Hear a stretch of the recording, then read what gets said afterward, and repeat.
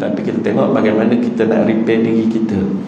Setiap orang dia ada masalah jiwa dia masing-masing.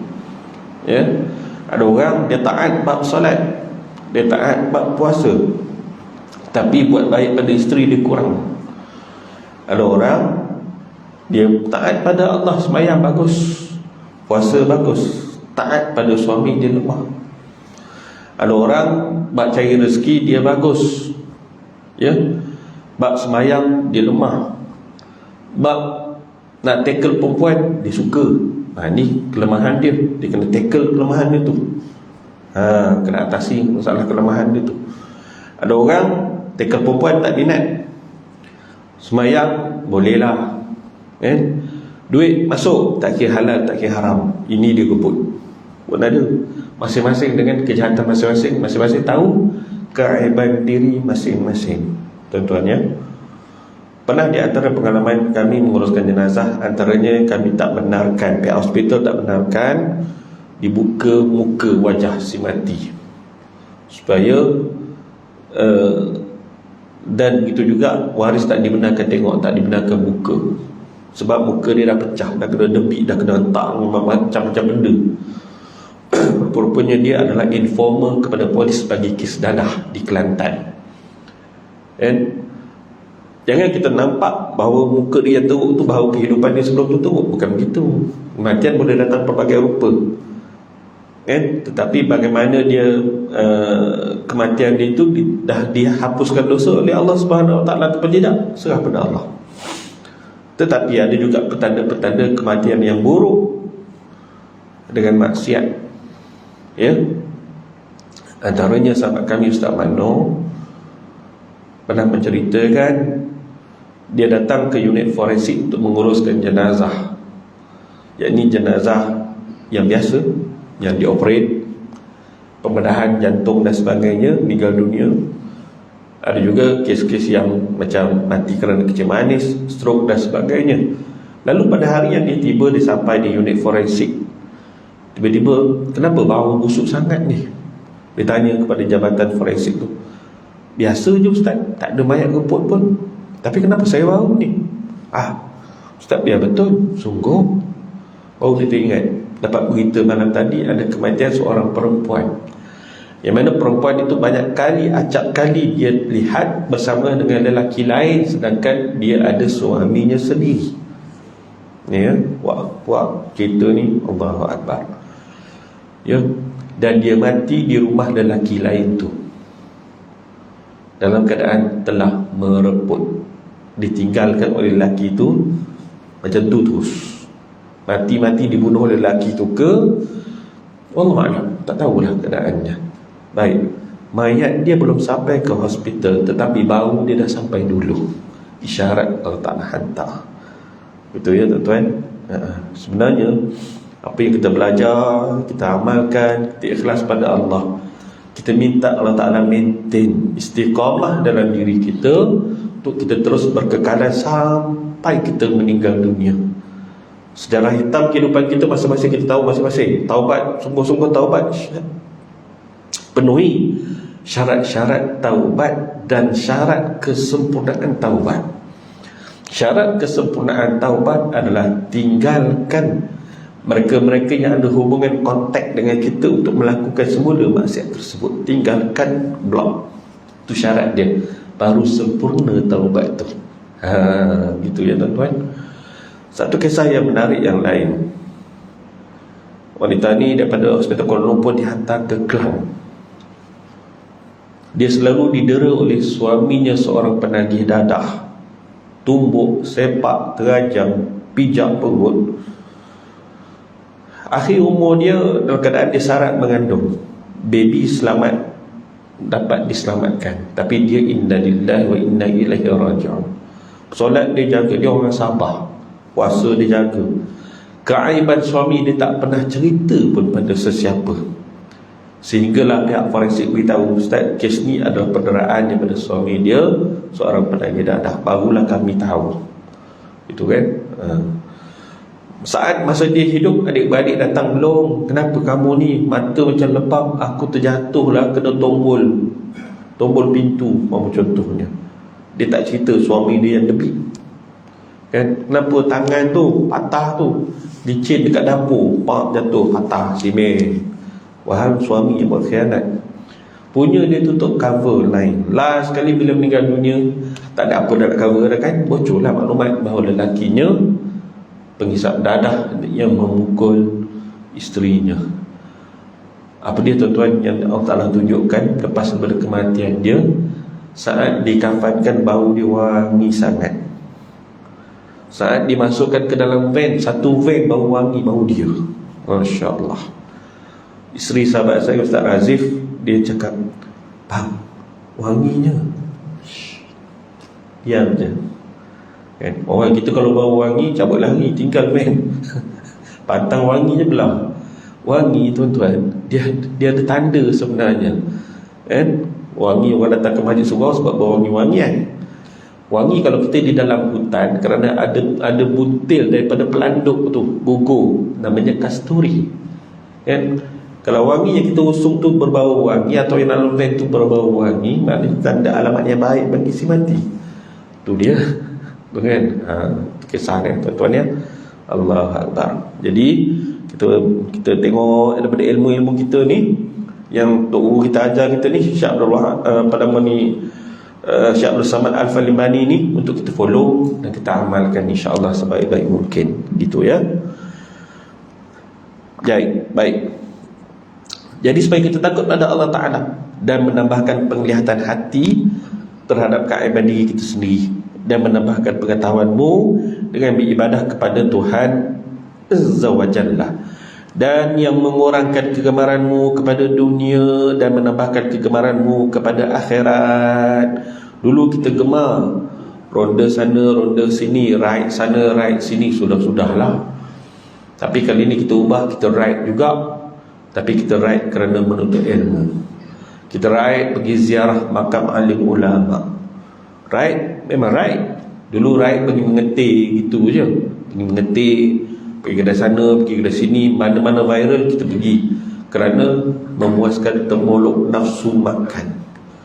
Ubah mengetik tu sampingan sahaja, tapi fokus utama ziarah alim ulama yang masih hidup, ziarah makam-makam para sahabat dan para pejuang agama umpama contohnya. Maka itu lebih bermanfaat. Dia ubah trend dia daripada yang sia-sia kepada yang bermanfaat. Boleh kan? Lagi-lagi pula dia pergi tu menuntut ilmu dan sebagainya gitu. Baik. Dan membukakan mata hatimu pada melihat segala amalanmu hingga engkau memeliharakannya. Kita tengok amalan kita, kalau tak elok, perelokkan. Kalau dah elok, percantikkan dia. Dipesan oleh para alim ulama kita dan Nabi sallallahu alaihi wasallam, kalau kita hendakkan Allah Taala kasih kepada kita, yang pertama jaga yang fardu. Jaga yang fardu betul. Dan yang kedua, perbanyakkan yang sunat, sehingga Allah Ta'ala kasih pada kita. Bagaimana tanda dia tu kalau kita nak tahu? Tanda Allah Ta'ala kasih pada kita, kita nak buat maksiat rasa malu, kita nak buat maksiat rasa takut, kita nak buat maksiat rasa ruginya ya amat-amat kan. Itu tanda Allah Ta'ala dah kasih dah. Lepas daripada tu tak terlintas dah. Tak terlintas dah. Setiap penglihatan kita, apa yang kita nak pandang, semuanya yang Allah Ta'ala suka, bukan yang kita tak. Apa yang kita ambil, semuanya yang baik-baik belaka. Apa yang kita buat, langkah kaki dan sebagainya, semua yang dipandukan oleh Allah, yang jernih-jernih, yang berpahala belaka. Itu dia kan. Ini biasanya disebut siapa dia? Para arif billah. Orang yang berjalan dalam mencari redha Allah Subhanahu wa Ta'ala, seolah-olah dia berjalan di malam yang gelap, tak ada cahaya apa pun, gelap, seolah-olah nak mengelak daripada duri-duri yang muncul dalam perjalanan dia gelap tu, daripada tikam pada tapak kaki dia. Berhati-hati dia berjalan. Itulah dia. Situ. Baik. Hingga engkau memeliharakannya amalan tadi, dan memperlihatkan kamu pada penipuan syaitan dan perdayaannya. Dan iblis memperdaya Tapi yang paling lemah adalah iblis. Tarikan yang lebih kuat dunia, wanita, makhluk. Itu dia. Baik. Dan segala ilmu yang disebut oleh Imam Al-Ghazali rahmatan alaih dan kitabnya Bidayatul Hidayah itu, iaitu ilmu yang bermanfaat adalah seperti yang hamba terjemahkan dalam kitab ini. Dan demikian juga ilmu yang bermanfaat itu disebut dalam kitab Ihya Ulumuddin. Dalam kitab Mukhtasar Ihya Ulumuddin juga tersebut dalam Minhajul Abidin dan kitab Al-Arba'in fi Usuluddin karangan Imam Al-Ghazali. Banyaklah kitab-kitab dia tuan-tuan ya. Al-Yawaqid pun ada disebut dalam ni. InsyaAllah akan datang kita ngaji kitab ni lah. Tapi bila nak habis ni banyak lagi lah. Tebal lagi ni kan? Lagi 2 tahun kot. Baik. Dan ilmu tasawuf itu semuanya memberi manfaat pada agamamu dan akhiratmu. Tasawuf ni apa? Inti daripada tauhid. Tauhid kita mengenal segala sifat Allah, sifat yang mustahil, sifat yang harus bagi Allah. Tasawuf ialah merasai segala sifat ini sedang berlangsung sekarang, hingga menimbulkan ketakutan dan keperasanan dan rasa kewujudan Allah tu berlaku, merasainya. Tapi kalau sekadar mengetahui ilmu tauhid tu tadi, tapi tak ada benda ni, tak ada apa-apa. Maksudnya dia tak sampai. Dia tak sampai. Satu lagi penekanan oleh para guru, para masyayikh disebut, kalau kita mengajar tasawuf, kita mengajar, tapi kita tak mengambil jalan tariqah, jalan tarikat, dia lebih menekankan lagi. Seolah-olah burung yang terbang sebelah sayap, bila-bila dia boleh jatuh, bila-bila dia boleh jatuh. Dia kena lalu jalan tariqah. Supaya apa? Dia dapat jaga diri dia tu, betul-betul dia dapat maintain. Dia maintain. Dia dapat maintain diri dia pun tak apalah. Bagaimana dia nak sampai kepada orang lain kalau dia tak boleh bawa diri dia? Itu maksud dia. Itu dia. Maknanya dia lebih penekanan lagi kepada orang yang namanya guru. Itu kan, ta'lim. Baik. Demikian lagi karangan Syekh Ibnu Athaillah Al-Iskandari dalam kitab Miftahul Fala At-Tanwir fi Isqat At-Tadbir, hikam dan sebagainya. Hikam tu sendiri pun daripada hikam Ibnu Athaillah Al-Iskandari tu lahir kita hikam-hikam yang lain. Hikam Abi Madian, hikam Ibnu Ruslan, hikam Tok Pulau Manis, antaranya lah. Itu kan? Baik. Dan seperti kitab Awariful Ma'arif bagi Syekh As-Sahrawardi, dan seperti kitab Ar-Risalatul Qushairiyah dan lainnya, dinamakan kitab tasawuf. Baik. Dan kesimpulannya, segala macam ilmu tasawuf itu semuanya ilmu yang memberi manfaat pada agama di dunia dan di akhirat. Tuan-tuan, kalau kita sekadar mengaji ilmu tauhid, kenal sifat 20, kenal ilmu fiqh untuk kita menggunakan dalam amalan kita, tapi kita tak belajar ilmu tasawuf, maka akan jadilah orang yang balik daripada Mekah, Madinah sekalipun, tapi tak belajar ilmu ini, walaupun dah mengaji ilmu agama tapi tak mengaji ilmu ini, ya tuan-tuan, balik memegang jawatan-jawatan yang tinggi tapi tetap mengambil rasuah, tetap juga menerima rasuah perempuan. Ini realiti yang saya cakap berdasarkan banyak kes yang datang kepada kita, aduan daripada ialah sahabat-sahabat yang bekerja pasukan beruniform, antaranya lah. Itulah dia ya. Baik. Dia tak ada rasa takut, tak ada rasa gerung. Ini ramai orang ambil, seorang je tak ambil. Ramai orang ambil ke? Oh, kalau itu ayah ambil lah, jahanam. Ramai orang ambil tu isyarat ramainya orang tak kira dah halal dan haram. Orang yang mengamalkan selawat azimiyah, tiba-tiba Allah Ta'ala buka hijab telinga dia, daripada tak dengar orang yang diazab dalam kubur kepada dengar orang tu. Oh, taubat dia. Taubat dia. Selawat azimiyah ni power kan? Power dengan izin Allah dibukakan. Benda yang tersorok, benda yang terselindung. Terkejut dia, ya Allah. Lalu tu pesan amal satu lagi, zikir ya sattar, ya sattar, supaya apa yang kamu takut itu terhijab, tak ada lagi kamu dengar. Kan? Wahabi tak suka ni selawat-selawat pelik-pelik ni. Walhalnya bersanad, semua salawat-salawat ini bersanad sampai kepada Sayyidina Abu Bakar As-Siddiq. Itu dia, ya. Baik. Dan kesimpulannya, segala ilmu tasawuf itu semuanya ilmu yang memberi manfaat pada agama di dunia dan akhirat. Dan kata Imam Al-Ghazali rahmatullahi alaih, wa hadzal fannu min al-'ilmi an-nafi' qad jama'nahu fi kitab Ihya' Ulumuddin, fa in kunta min ahlihi fa'asilhu wa'mal bihi thumma 'allimhu wad'u ilayhi, faman 'alima dhalika thumma 'amila bihi thumma da'a ilayhi فذلك يدعى عظيما في ملكوت السماوات بشهادة عيسى وعليه الصلاة والسلام.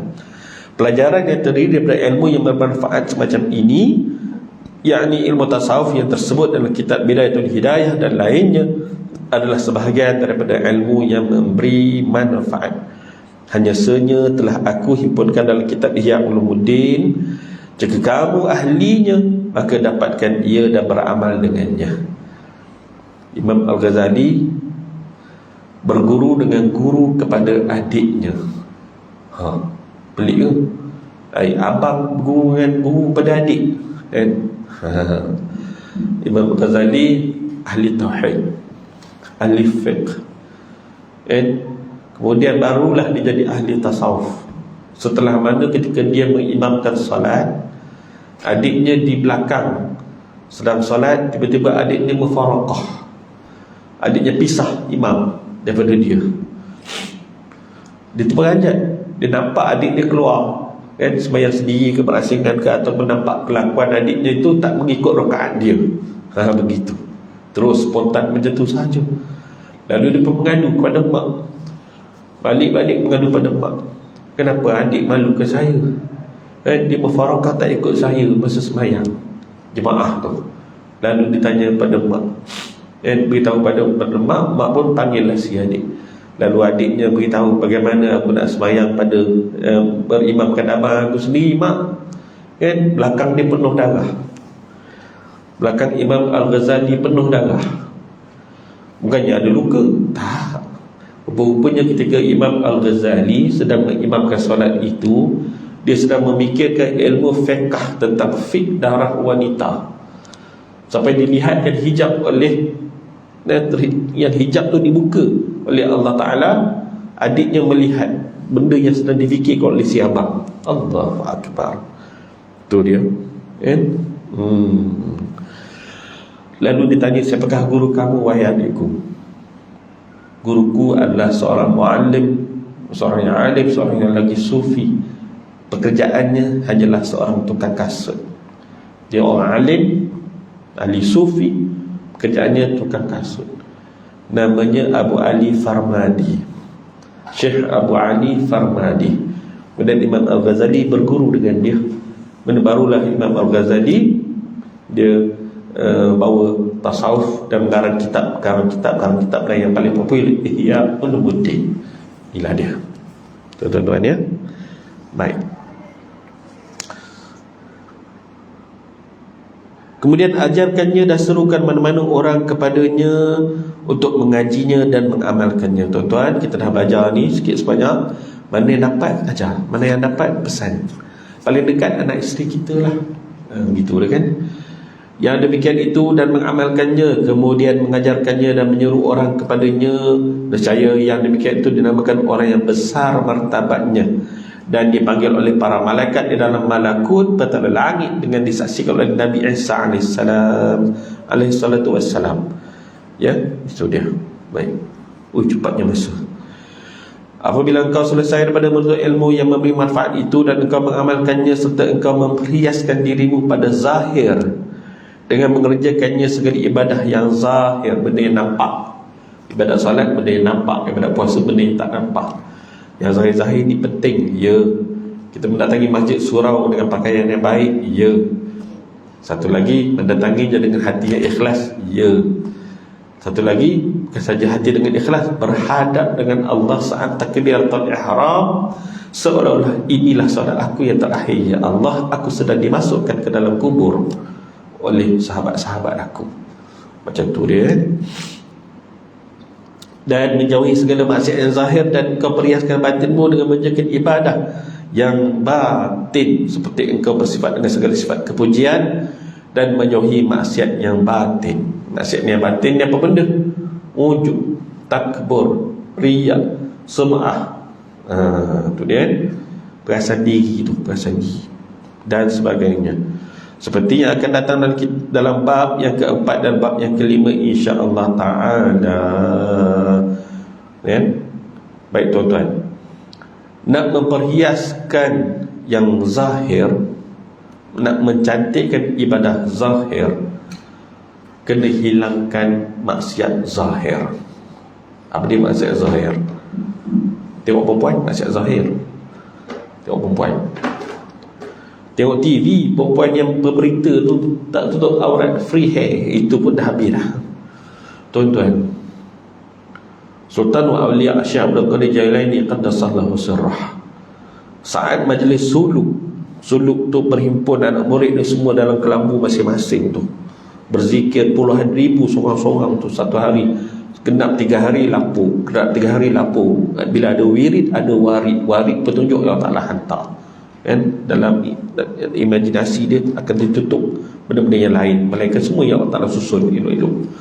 Bila adanya anak murid yang masa ketika berwirid tetapi dia lalai, dia tak ingat pun apa yang diwirid tu, dia lalai, dia cuai, mikir benda lain, ditunjukkan hijab dibuka oleh Allah Ta'ala kepada pandangan Syekh Abdul Qadir Jailani bahawa muridnya itu yang sedang lalai itu dihurung oleh iblis, hurung macam lalat hurung najis, tunjuk macam tu. Masya Allah, itu sedang zikir tu.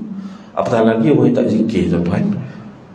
Suatu kata untuk guru, zikirlah walaupun lalai, daripada langsung lalai daripada berzikir. Kemudian naik peringkat daripada saat kita berzikir masih lalai, satu ketika nanti dia akan naik pada satu tahap zikir dan berhadap hatinya dengan Allah. Situ dia, kan? Kita bawa kereta, kita bawa motor, kan? Sebutlah subhanallah, subhanallah, subhanallah, subhanallah, kan? Terasa nak belagak dengan kereta yang kita ada, contohnya lah beli kereta baru, kereta yang power sikit ke, kan? Terasa nak belagak, sebut subhanallah, subhanallah, hilang terus, tuan-tuan. Subhanallah tu, kita berhadap hati dengan Allah tu, terus automatik hilang terus, padam terus. Situ ya, banyaklah. Allahu Akbar. Baik, jika waktumu masih terluang, setelah mengerjakan yang demikian itu, kita menuntut ilmu antara waktu duha sampailah ke tengah hari, contoh, atau pada sejam, 2 jam, itu kan. Setengah-setengah pondok tu ada kuliah isyak, lepas tu kuliah duha, lepas tu waktu rehat. Waktu rehat ni lah yang biasanya Tok Guru tidur sekejap, sejam ataupun setengah jam. Malam dia tidur 2 jam je, pukul 12 ataupun 3 jam je, pukul 12, 1, pukul 2, pukul 3. Pukul 3.30 dia dah jaga dah, 3.30 sampailah subuh. Tu Tok Guru pada zaman kita. Zaman Imam Al-Ghazali ni, tuan-tuan, isyak sampai subuh tak tidur rupanya, sebab ngalamlah waktu dia lakukan ibadah bersedap-sedap dengan Allah Subhanahu wa ta'ala. Sebab tu adanya qailulah, tidur sebentar sebelum zuhur, kan? Untuk apa? Memudahkan untuk menjaga malam. Tu punya. Kalau buat kajian sains jumpa benda tu.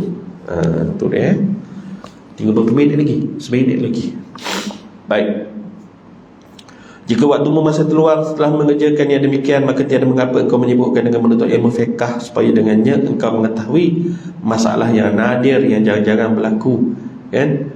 Diamalkan pada ibadah, dan supaya engkau mengetahui jalan pertengahan antara manusia yang berbantah-bantah pada ketika mereka berhadap-hadapan menurut keinginan masing-masing. Zaman kita inilah banyak orang bantah-membantah. Macam mana kita nak fleksibel sikit, jangan masuk kumpulan-kumpulan ekstrim ni. Gitu deh, tuan-tuan ya.